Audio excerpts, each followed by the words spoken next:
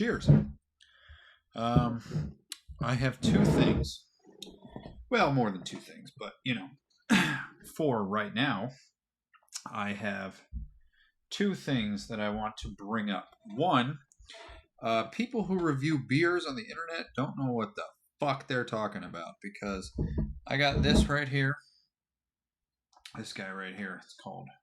Let's see if we can get it to focus. There we go. It's called Victory. It's called Merry Monkey.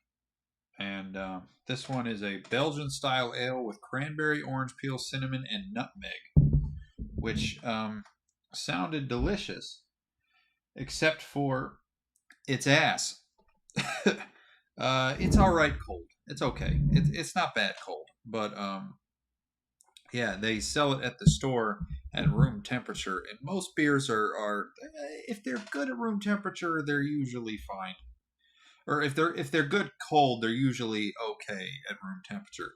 This one though, this is ice cold, so it's not too bad. But I tried one at room temperature yesterday, and it was awful.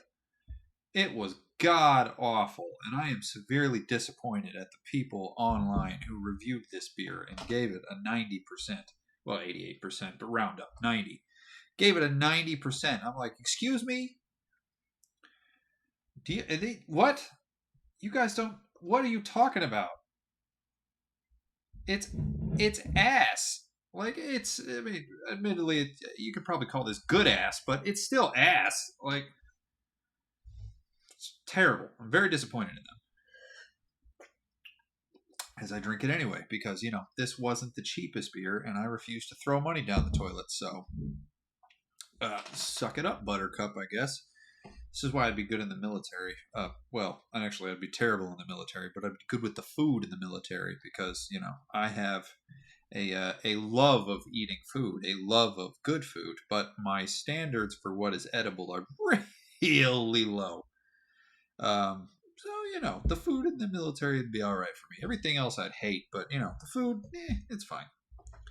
Anyway, second thing I want to talk about is Kanye West is, I don't follow him at all. I'm aware his music has been influential. I'm aware that he's also kind of strange, and I'm aware that he's got some sway in the public eye. He's a well-known figure that always manages to keep himself somehow floating in the current public discussion in one way or another. But I try to avoid him because he seems like a guy that I would want to avoid. And yet, despite that, he has managed to push himself into a situation where I have to talk about him. Not because talking about him will do any particular thing to change the world, but because somehow a guy with all the resources in the world, essentially, has arrived at thoughts that I don't even understand how he arrived at them, which is rare. Usually, I can trace down the thought process that somebody used to arrive at their position. You can. Jeff Bezos, for example, like, I'm fully aware that this guy could do so goddamn much for philanthropy. Like, the amount of good this guy could do in the world versus the amount of good that he actually does in the world is astronomically disproportionate. But I can understand how he would arrive at doing the amount of stuff that he does, given the context of how I am as a person. I have the ability to donate some money to some charities. I could probably do, a couple $100 a year, maybe to like $1,000 a year. But, I like things. I don't have a lot of money, but reasonably I could give some money away and it wouldn't necessarily negatively affect my life. But I like things. I like the stuff that I have. I like the stuff that I do. I like trying new things. Like the streaming thing. I had to get a new computer to do the streaming thing. Reasonably, I didn't need a new computer. I don't need to stream at the moment. I mean, as far as like good that I would be putting into the world, it's more than reasonable to assume that the money that I spent on this lovely computer that I'm using to talk to you guys right now, that money would have been better spent as a vehicle for change in the world if I had just given it to charity. If I picked a good one, a good charity that I knew was going to do a good job and was like, here, this money I was going to spend on my computer, you have it. But instead, I bought the computer, and that mindset, or not mindset, that disconnect between um, knowing that I could do more and also not feeling bad about not doing more because my resources are admittedly limited. Um, that is probably a pretty hard habit to kick as you become more and more wealthy. Because let's be honest, if I had an income of a couple $1,000,000 a year, I could donate a lot of that money to charity. But Lamborghinis are fucking nice. Well, actually, in my case, I'd probably shoot a little higher. I'd probably go for Paganis or something a little rarer. Nobles are cool, but regardless, there are cool things that are cost a lot of money, and the amount of money that you can spend on stuff that is cool in today's world is unbelievable. So the ceiling of things that you can get that are cool move with your wallet size. And I don't think that thought process that I arrived at, where I thought that it was okay, that it wasn't a worse use of my income to buy this computer. Jeff Bezos could arrive at that same logic to justify him not spending, an extra $2 billion a year on charity that he could just pull out of his Amazon stock and would still never run out by the end of his life. But he doesn't do it. And I think that the reason he doesn't do it is the same thought process that arrives at me buying this computer instead of, giving the money that I spent on the computer to charity. So you can follow the logic of how Jeff Bezos got to where he is right now. Kanye, on the other hand, I'm struggling to figure out how this guy arrived at his thoughts. So we're gonna try to go through a couple. So I pulled a couple of videos up before I started. Wow, my video's really behind on Twitch. Good Lord. It's supposed to be live, but this thing is like 15 seconds behind. Woof. Anyway,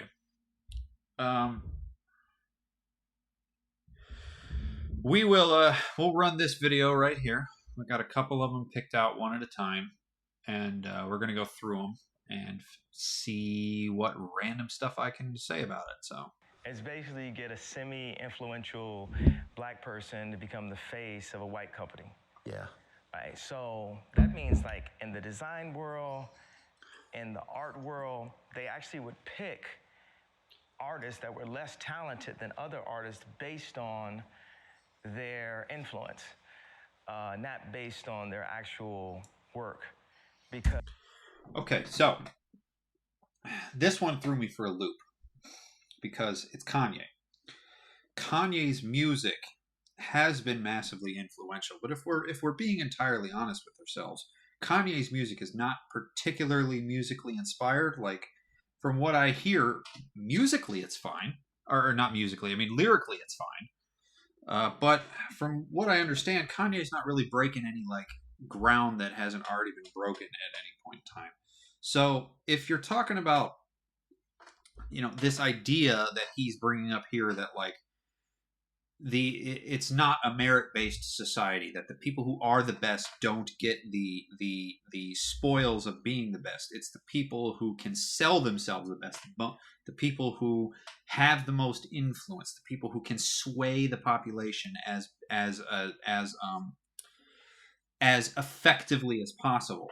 Now, he's attributing that influence to a lack of talent, which is not necessarily true. The lack of the influence that people can exert upon the people around them can happen multiple ways. Some of it accidental, to be sure. I mean, some of it probably not earned, but we like to watch trains wreck. So people like Bad Bobby, however you pronounce that name. She goes on Dr. Phil and acts fucking crazy for a girl her age, and by any merits would be somebody that would probably get her ass kicked at any school that I ever went to.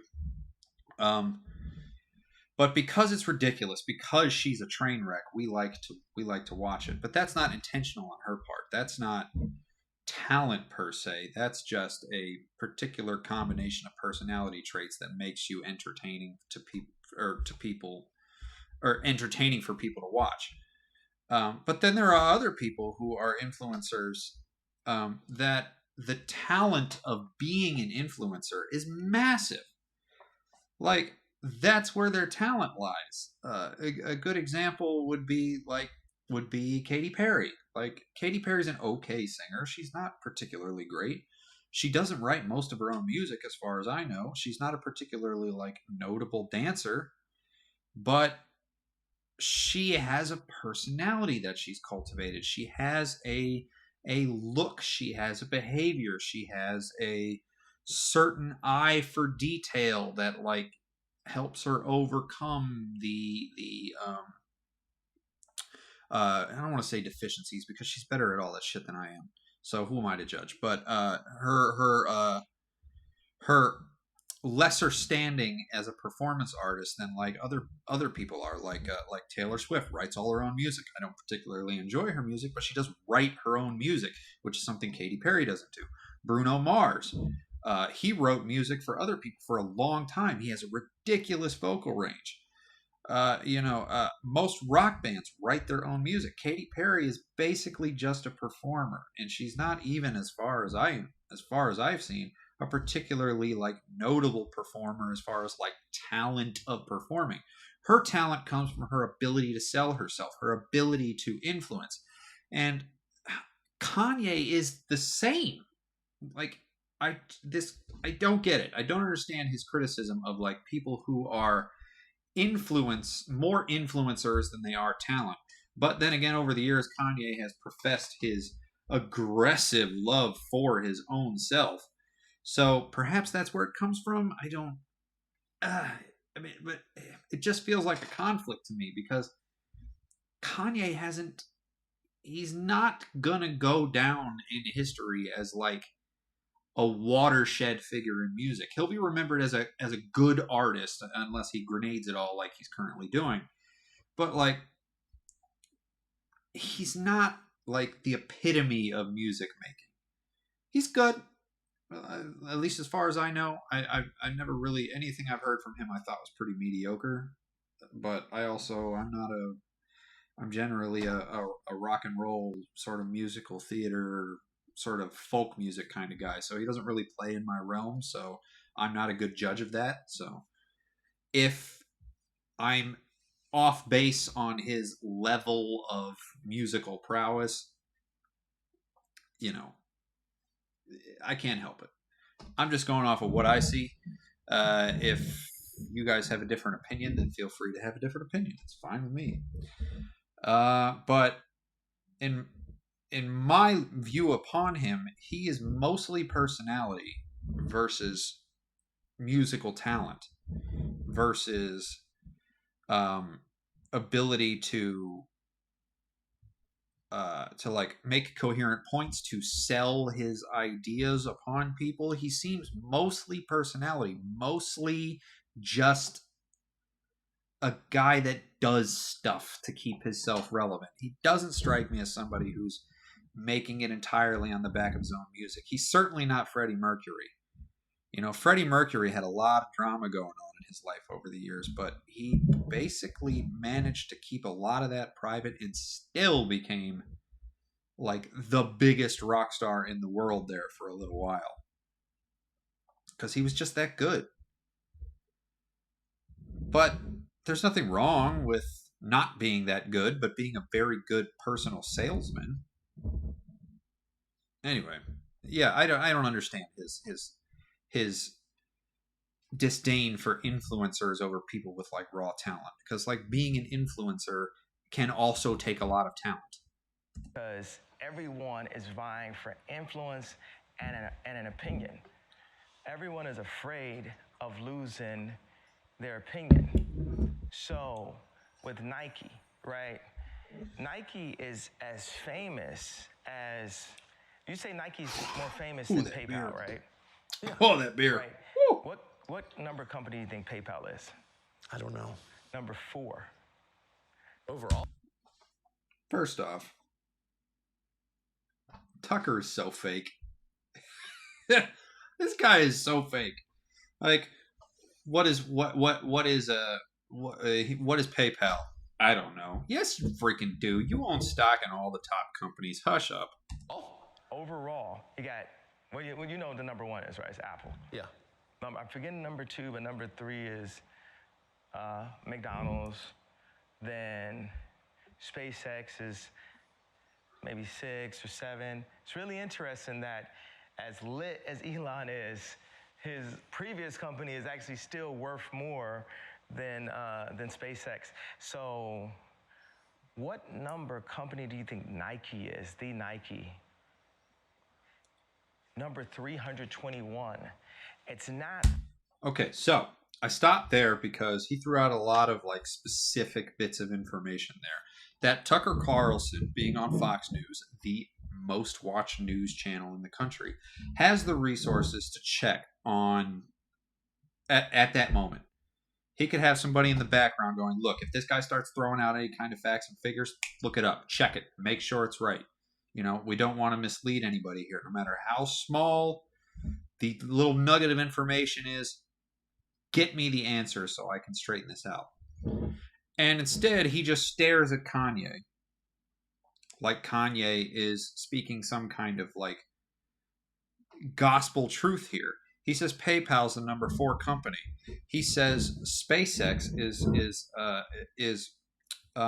worth less than PayPal. And the answer to those two questions, those two things is PayPal's not number 4. I'll prove it to you in a second.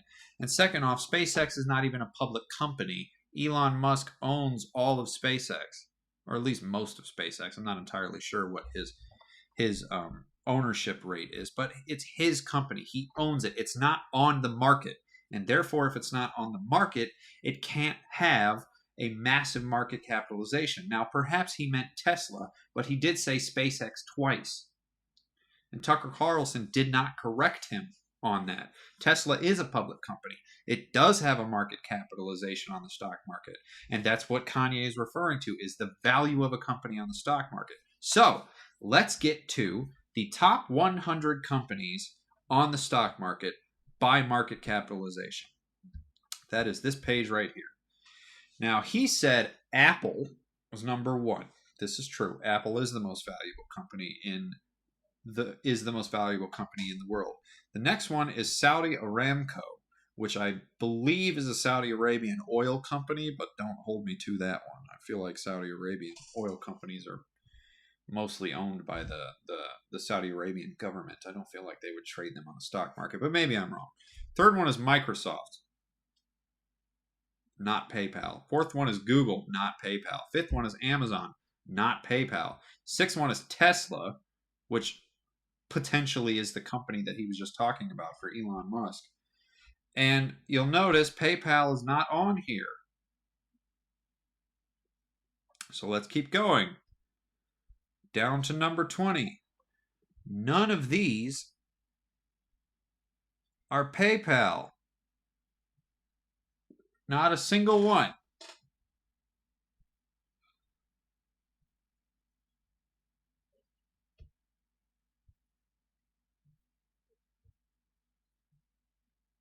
These are the top 100 countries or 100 companies in the world as far as market capitalization goes. PayPal is not in the top 100.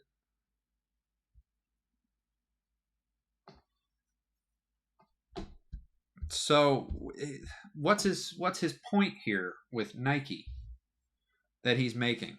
I don't even know where Nike is. I don't even care. They're not in the top 100, and neither is PayPal. They're not in competition with each other for any kind of like vaunted spot on market capitalization lists. Is it that?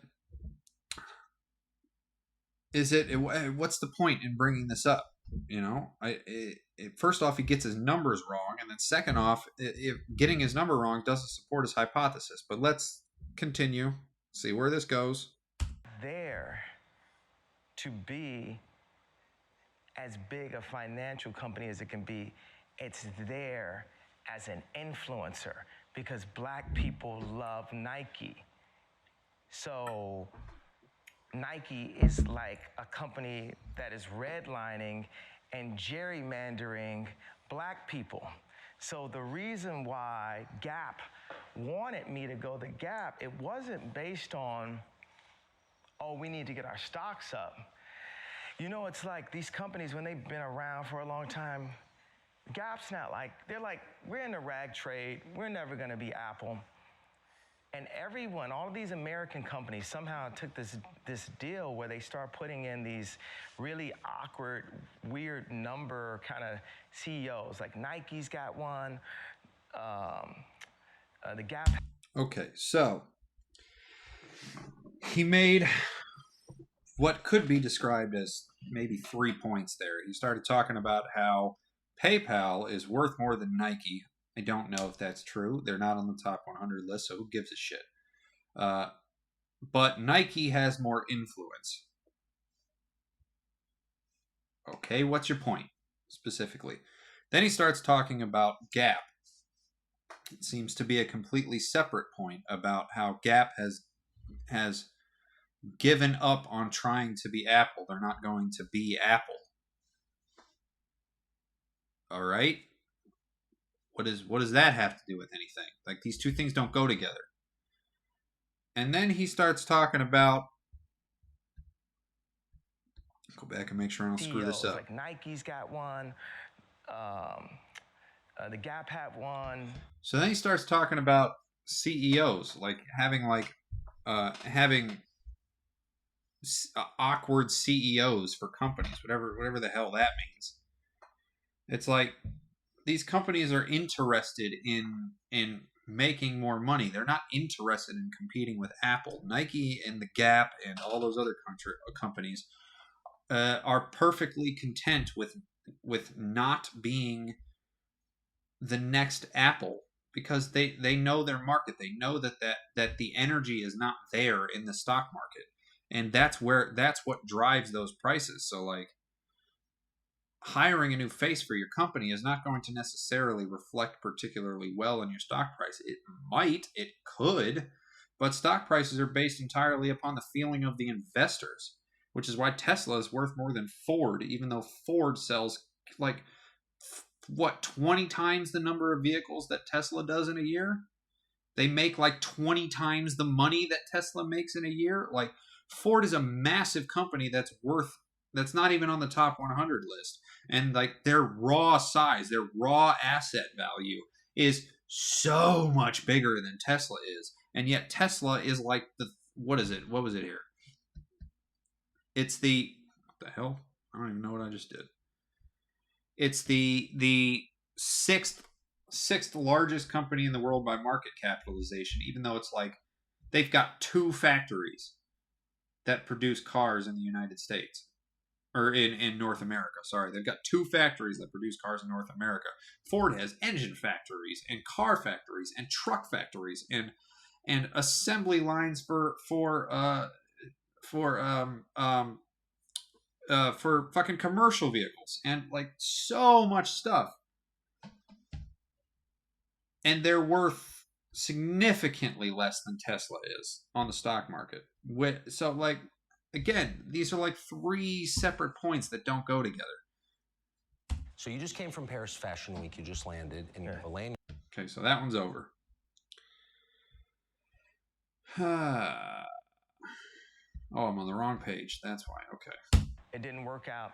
And there's all of these weird operators inside of companies, even in Balenciaga, you know.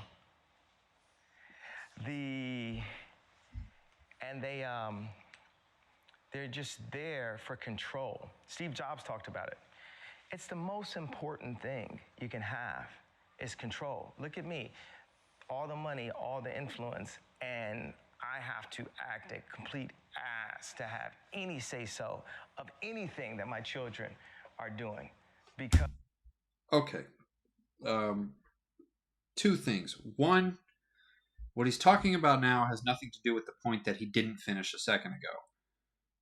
What he brought in Steve Jobs talking about control. Now he's talking about his kids. Like, this is so rambly, and there's no through line to the thoughts. And that blows my mind too. I was just talking about this with one of the guys at work. Like, Kanye is a particularly well-accomplished musician, and you don't become a well-accomplished musician without having the ability to have a through thought. You know, it doesn't have to necessarily come through in your lyrics, although with Kanye it does.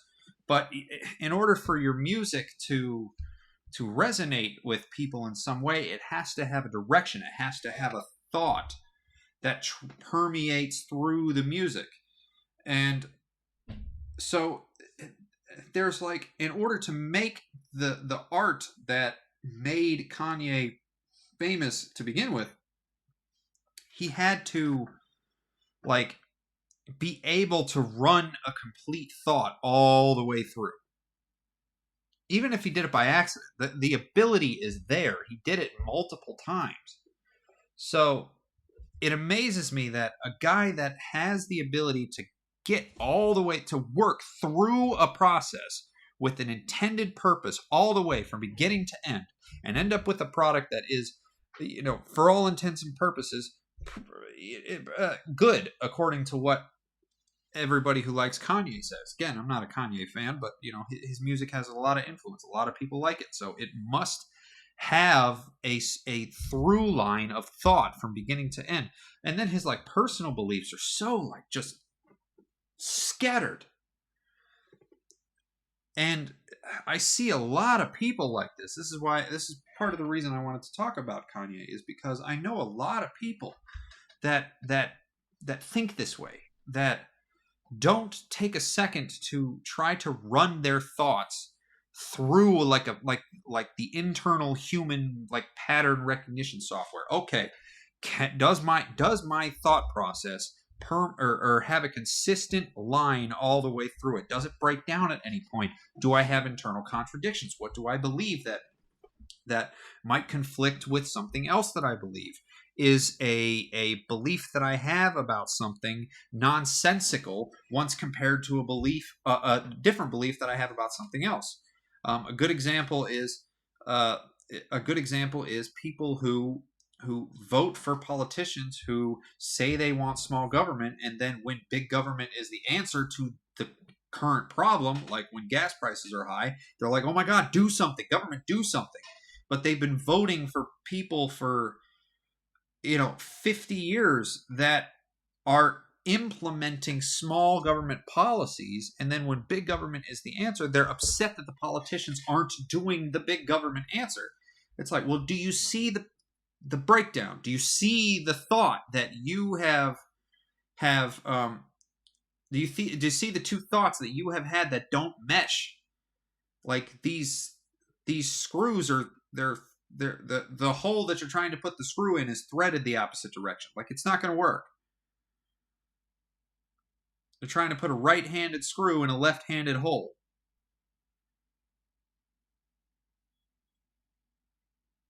And this happens a lot. And Kanye is a very, very pervasive public figure, which is why I want to talk about Kanye and his thought process. But I want to move on from this one to this video. It's quick, but So you just came from Paris Fashion Week. You just landed in Orlando. It's a quick video, but So you just came from Paris Fashion Week. You just Okay. Can you not, YouTube? I just want to drag backwards. I don't want it to start. Thank you. Okay, so this is a short one. It's Kanye's comments about abortion, which make no fucking sense. So I'll pawn just a little bit of inspection. came from Paris Fashion Week. You just landed, and you have a lanyard still on from it, and there's a photograph on it. What is that? It's a photograph of a baby's ultrasound. Why is that? And that you designed that? Yes. Why? What does that mean? It just represents life. I'm pro-life. Boy, so you wear it on a badge. What kind of response do you get? And good, amen. I agree. I don't care about people's responses. I care about the fact that there's more black babies being aborted than born in New York City at this point. That 50% of black death in America is abortion. So I really don't care about people's responses. I perform for an audience of one, and that's God. Subscribe to... Okay, so... Oh. Whoops. Wrong button. So, Kanye says that half of all black death in New York City is now abortion. First off, citation needed. Second off, it's not true. Abortions in this country are, even when they're legal, they're significantly rarer than the death rate in any given area, regardless of what demographic or what particular population you're speaking of at any given time. Abortion is rare, and as far as I know, maybe I'm skewed on this because most of the black people that I know are from or most of the black people that I have interacted with in any capacity have been from the Midwest region of the United States. But as far as I know, abortions are less common in the black community where I am than they are in the white community. I have known several white women that have had abortions, and I can't think of a single one of the black women that I've known over the years that have had one. Now, this might be selection bias. I'm fully aware that a sample size of one does not a pattern make, but if it was like this pervasive throughout the black community, it wouldn't be a hard thing to find examples of. But I can't find examples of it. Or sorry, it wouldn't be hard to find examples of mass abortions happening in the black community. I can't find examples of it. I looked. If somebody's got something they want to send me about it, go ahead, send it. But I tried to find it. I couldn't find it. So right off the bat, I don't know what the fuck he's talking about. And second off, even if I did know what the fuck he's talking about, the abortion thing is an absolutely asinine, or to be pro-life at this point is an absolutely asinine position to take, given the structure and the layout of the pregnancy solutions that we have in this country. I mean, I understand the emotional the emotional resentment for the idea of abortion. I happen to think that you're wrong if you are pro-life and you are against abortion, but I understand the emotional response to it, where it doesn't matter how many facts, it doesn't matter how many figures, it doesn't matter what logical arguments you make to somebody, their response is always, you're killing a baby. Like, we are hardwired as a species to just protect the babies with every fiber of our being. And is that consistent across the whole population? No, but as an average, most people will default to protecting a baby. It's just the way we are, because evolutionarily speaking, our babies are amazingly helpless when they're born, incredibly helpless. Think of any baby in the mammalian kingdom. Think of any mammal baby. Name a single one of them that is as helpless as a human child is when it is born. So we would not have survived as a species if we didn't have an innate, like, evolutionarily driven desire to protect babies. So taking that into consideration, I understand the resentment towards abortion. However, the reason we have dominated planet Earth as a species is because we can think logically through an abstract position. It does not have to be all emotion. It does not have to be something that you see with your own eyes. It does not have to be something that is ridiculously obvious, full stop. You don't think about it anymore. You know, the sky is blue. Yes, it's blue. Thank you very much. Why is it blue? That's a more complicated question. And the reason why the sky is blue will never be something that you see with your own eye. You see the aggregate effect of the thing that makes the sky blue. But you don't see the reason why the sky is blue. And we still answered that question, even though you cannot see it. So, if you take a second, turn off the lizard brain, and just think about your position when it comes to abortion. Just think about it for a second. If you take away a person's right to do what they want with their body for the sake of their offspring, I'm not talking about strangers here. I'm just talking about the offspring. Then you have to come up with a reason to deny that child access to that person's body in the future. For example, if a woman gets pregnant and she is not allowed to abort that fetus for the sake of the fetus, then when that child becomes an actual child and is born, what if they need a kidney?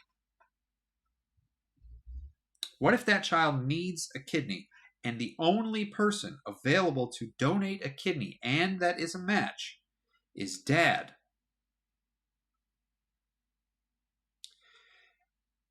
Are you comfortable with the state legally reprimanding up to murder charges for not donating a kidney to their child,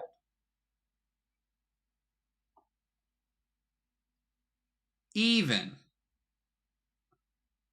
though that child will die?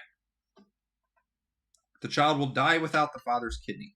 The operation is minimally invasive. Your other kidney is more than capable of picking up the slack for the other kidney. People who have donated kidneys in the past have gone on to live lives with no discernible life expectancy difference between people who have two kidneys.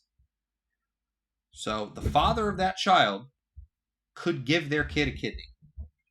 Are you comfortable with the state demanding, upon pain of legal action and imprisonment and up to murder charges, are you comfortable with the state forcing that father to give their kid a kidney? If that sounds like something that's a little bit too far, if it sounds like something that might be a little bit too extreme to give the power to the state, ask yourself, what is the difference between asking a woman to force her, or sorry, what is the difference between forcing a woman to have her body go through massive changes, and at the end of those massive changes that will change her body forever, she's never going back to the way that she was before. At the end of that process, you get what is essentially maximally invasive surgery. like having a child, either through C-section or natural birth, is one of the most invasive to your body medical procedures that you can have done to a human being. It's significantly more invasive than donating a kidney.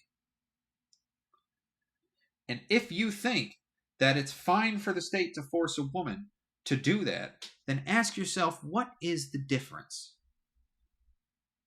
What is the meaningful distinction, legally speaking, between forcing a woman to carry that baby and forcing a man to give up his kidney, or not forcing a man to give up his kidney for his child? And if you think that both of those are fine, okay, you're being internally consistent with that. Can respect it. Still think you're wrong, but I can respect it. How far down the chain does it go? What if the kidney is a kidney and the only available match is grandpa? Is grandpa responsible for giving a kidney? He's still related. What if it's a cousin? Great uncle? How far down the line does it go before the responsibility of donating a kidney to this child disappears? And then if you can come up with a solution, look me in the face and try to tell me that the reason that you came up with that particular solution isn't arbitrary, that you didn't make up that particular line just because. And then that's without even asking yourself, what is the, if the public is going to take an interest in taking care of this baby, what is the public then responsible for? Is it responsible for making sure that that kid has shelter? Is it responsible for making sure that the kid has food? Is the public responsible for making sure that that kid has a stable, emotionally healthy environment to grow up in? How far does that go? Because it feels like throwing your hands up and being like, no, your problem. We're going to tell you that you can't get rid of the problem, but we're going to make you take care of the problem. Feels like there's a conflict there. So on its face, this whole argument, bringing it back to Kanye, I know I rambled a little bit there, but bringing it back to Kanye, this bit that he has. Boy, so you wear it on a badge. What kind of response do you get? And good, amen. I agree. I don't care about First off, fuck off, Tucker. people's responses. I care about the fact that there's more black babies being aborted than born in New York City at this point. That 50% of black death in America is abortion. So I really don't care about people's responses. So, having said everything that I just said before, how do you come to this conclusion lightly? Like, he seems to be lightly coming to this conclusion. Like, how do you just throw these figures around? How does your thought process end up in this position if you take a second to think about it? If you just take a second to use the brain that you have been gifted by evolution or God, whatever the hell it is you believe, or neither, and just think about it. How do you end up in the position where you're under the assumption that having an abortion is murder, that abortions are significantly underreported to the point where half of all of the death of your demographic is abortion, and that you have, and then even if those things were the case, that you then have the right to demand that other people do something with their body that they don't want to do. Like, these things don't play nice. But regardless, I've gone down the abortion rabbit hole a little more than I wanted to tonight, so I'm going to move on. Let's talk about the atheist comment. People with power try to make other people feel like they don't have any. My power is through God. So if someone ever says anything like, oh, you did a great job, it's praise God. It's funny, atheists love the term narcissist when you believe in yourself. Right. They say that it's narcissistic. You know, I love... Okay, so I want to bring this one up because this is something that I struggled with for a while. I was fortunate enough to not be successful enough to really trust that I was like significantly better than everybody. But things generally came easy enough to me that I had a whiff of arrogance about me. Probably still do have a whiff of arrogance about me. But I didn't become successful enough during the time that actually successful at all. But I didn't become successful during the time that I had that sort of like unbridled arrogance about me. And it took me a while to reframe my arrogance in my own mind into a sort of like constructive confidence. I'm still not perfect at it, but it's something that I recognized in myself and really really worked on. And if Kanye feels like one of those guys that had that level of arrogance, had that sort of like that inability to see that your confidence is bordering on being a pain in the ass to other people. And despite the fact that he couldn't see that, he then got famous during the time that he couldn't see that his confidence was a pain in the ass.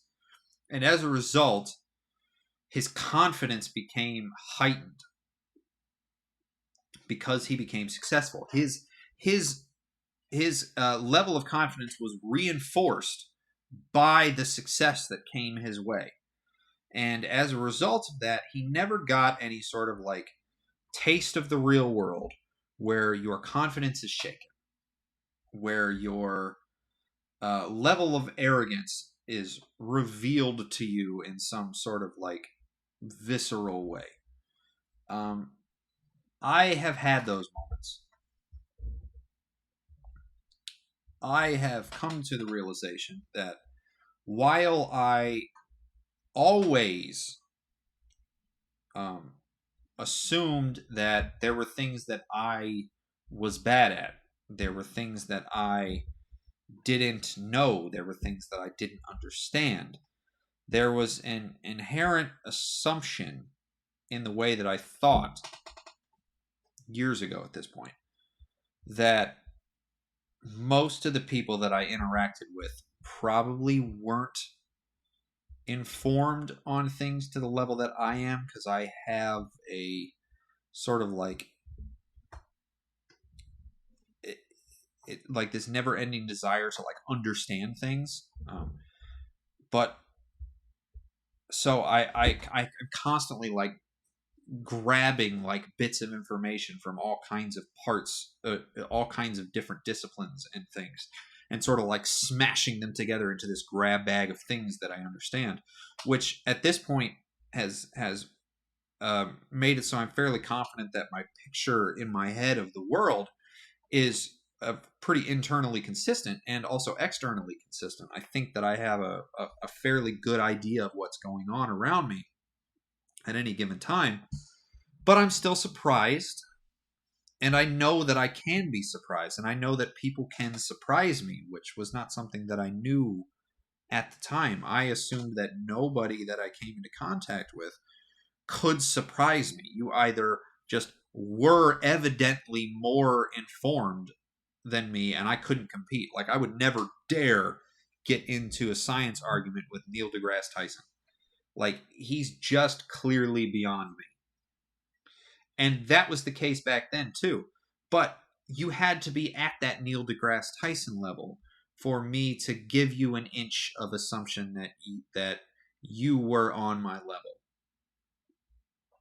And I didn't even realize I was doing this until, several instances of me thinking I knew the right thing. They weren't extreme. They weren't particularly like aggressive or violent or anything. It was just simple moments of I thought I was right. Turned out I wasn't. in the person that I was talking to that I, just naturally assumed I knew better than actually knew better. And it it and if I had gained success, if I had gained some kind of notoriety, a little bit of power per se, before I had those experiences, I probably would have ended up like Kanye. I could see myself going down that path. I'm glad I didn't, but I could see it. And oh god, that beer's bad. So this sort of like this criticism that he has of atheists, which I'm not entirely sure why atheists specifically, but let's just roll with it. We'll say this criticism that he has of atheists, where they mistake narcissism for confidence. I think he's got that backwards, and also he's using the wrong terms. I think there's a fine line between justified confidence and unjustified arrogance. And I really think, given what I've seen of Kanye, that he falls aggressively into the unjustified arrogance category. He has a very high opinion of himself, like an unreasonably high opinion of himself, given the effect that he's had on the world. Like, he's made some music that has had some effect, but essentially everything else he's done has been either acting a fool in public or creating some kind of like money grab clothing line or fashion design or something like that. Like, he hasn't started some giant charity. He hasn't like run for public office in any way that's constructive towards changing the actual like narrative in the country, or changing the way that things are done in such a way that it's a more equitable society. Like, he's done none of that. All he's done is chase the money, chase being a fool, and then pretending like he's just being real, and pretending and he's clearly convinced that he's like, I mean, how many times has he called himself Jesus? I mean, now I call myself Jesus all the time, but it's always a joke. Well,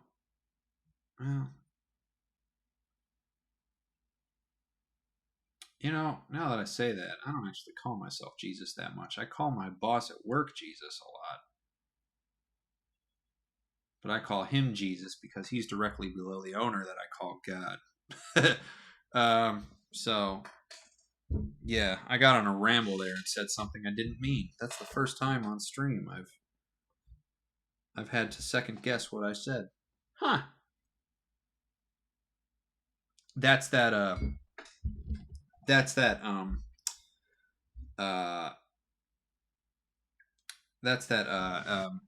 arrogance that I was working through being beaten right there. That was one of the way that I beat that arrogant feeling that I had growing up. I started like self-analyzing everything that I said as it was coming out of my mouth. I don't always catch it in time to say it, like right there.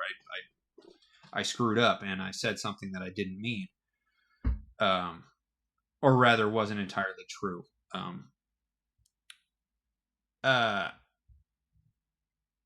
But I sort of like I constantly doing that like self-censorship. Like, okay, what am I saying? And is what I'm saying like in it like is it true? Do I mean it? Do I mean it the way that it's going to come out? Like, I'm constantly doing that, and it was one of the ways that I sort of like broke through my own mental block on like, okay, the things that you say sometimes aren't like, even if you mean well, your arrogance is showing through in it, and you need to like clean up the way that you talk a little bit. Anyway, side note. So Kanye is mistaking he's mistaking his unjustified arrogance for confidence, and then when people call him a narcissist because he's incredibly arrogant, he is like, no, I'm confident. It's very similar to the people who are like, I am honest, when they're just being an asshole. It's like, okay, Yeah, I guess. I pulled out in front of you in my car, and now you're banging on the window telling me it was my fault. I get, yeah, technically it was my fault. Technically, you're telling the truth. You're still being an asshole, though. It's kind of the same dynamic here. So, whenever somebody is talking about how other people are calling them a narcissist and they don't like it, they're just confident. Just think of it through that same logic there.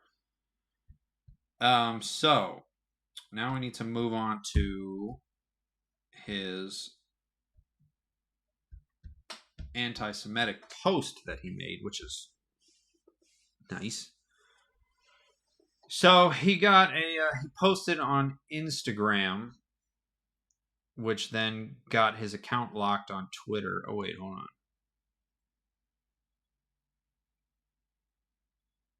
Okay, so apparently he posted it on Twitter. Oh, responded to. Okay, all right, I got you. Sorry, I read this wrong the first time through. Okay, so he responded to an Instagram post, to an Instagram restriction with a tweet that said, "I'm a bit sleepy tonight, but when I wake up, I'm going DEFCON, death with TH, even though it's deaf with an F. I'm going DEFCON 3 on Jewish people. The funny thing is, I actually can't be anti-Semitic because black people are actually Jews also. You guys have toyed with me and tried to blackball anyone who ever opposes your agenda." Okay, so what he's talking about is a theory that came about in the 1800s. That's called what's it called? Black Hebrew. Okay, the Hebrew Israelite theory. That's what it's called, the Hebrew Israelite theory, where the actual Jews are black people that came to America by varying different ways. Some people believe that the Jews made it to America before the Europeans, and other people believe that the Jews were on the west coast of Africa and were the slaves that were brought over. But regardless, it is incredibly anti-Semitic because it paints the actual Jewish population of the world, the actual Jews that have been, massively oppressed over the years. Everybody knows about the Holocaust. It takes those people and it says, you're not the actual Jews, you are false Jews, and it just lumps them in with all of the other populations of people who have false religions that they consider the current Jews, the Christians, the Muslims, and anybody else that doesn't follow their Hebrew Israelite ideology. And as a result, it has made them a bit of a fascist nation. Well, if they were a nation, they would be a fascist nation, because their beliefs are incredibly anti-democratic, and they're incredibly like hateful towards other groups of people. And I understand the resentment and the hurt and the hatred even that like African American people would have towards this country, would potentially have towards white people, could potentially have towards the structural oppression that their neighborhoods have undergone over the years. I can understand that feeling, but no matter what the feeling is that you have towards a specific group of people, it's never, ever justified at the people who are just trying to live their life. I cannot stress this enough.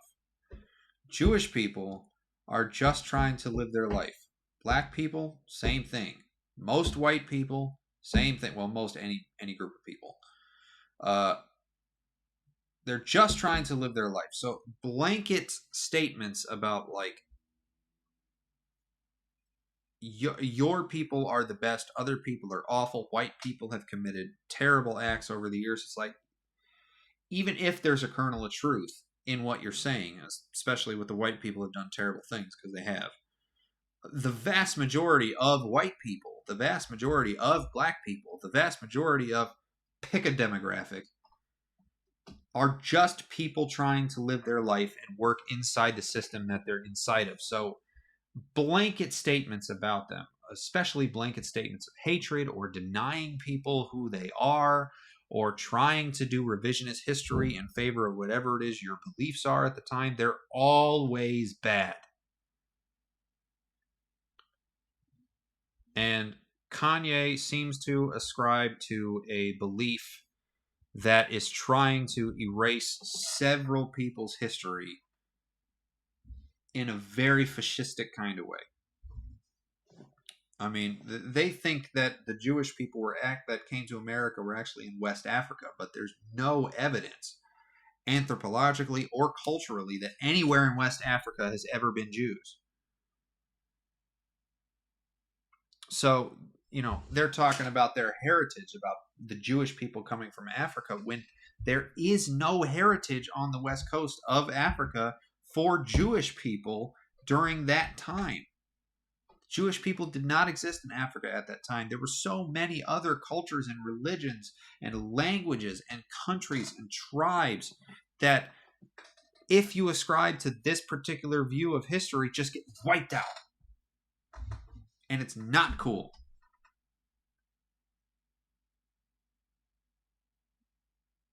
It is not good.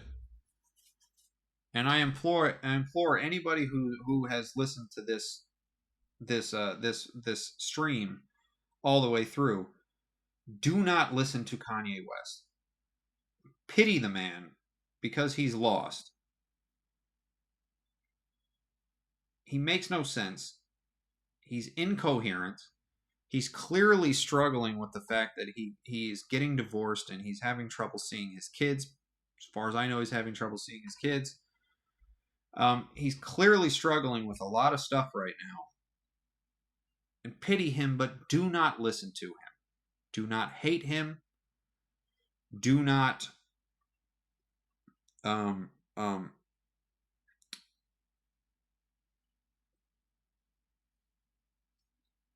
shoot, my brain just turned off. Don't pity him. Don't listen to him. Those two, or pity him. Don't hate him. Pity him. Listen to him. Sorry, it's late. I'm having a hard time talking. So anyway, since my ability to speak coherent thoughts seems to be diminishing with the hour, I'm just going to go ahead and end it here. I had some other things lined up to talk about, but honestly, I'm tired. I was tired when I started this stream. I'm still tired now. So, yeah. See y'all later.